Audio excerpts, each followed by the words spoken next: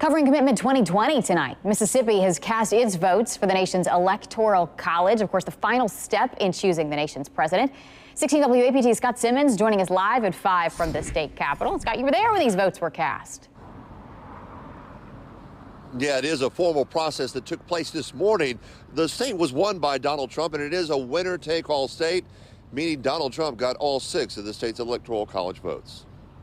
6 members of the state's Electoral College Committee casting their ballots Monday morning for Donald Trump. While the president is not the winner of the popular vote nationwide, he did win Mississippi with a 58% margin. We have 6 electors, obviously 2 for our United States senators and then 4 for 4 representatives, and that's how it's done in every state. 6 electoral votes cast for the sitting president in an election that saw huge voter turnout in the state.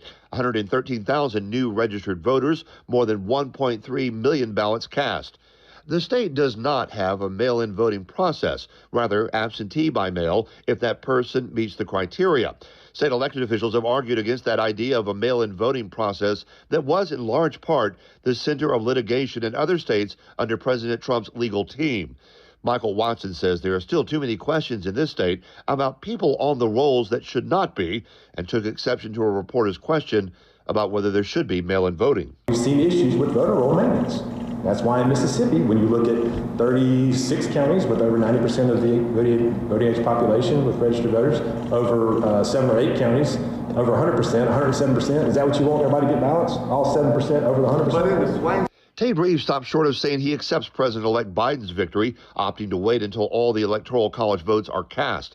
He defended the Mississippi Attorney General's choice to join a lawsuit in Texas seeking to challenge the voting returns. If there was an illegitimate vote, if there was an illegal vote in some other state, well, it disenfranchises every legally cast vote in the state of Mississippi.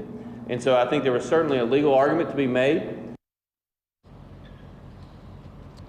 For all intents and purposes, it is a done deal as Mississippi casts its 6 electoral votes for Donald Trump in a state that has backed a Republican since Ronald Reagan in 1980.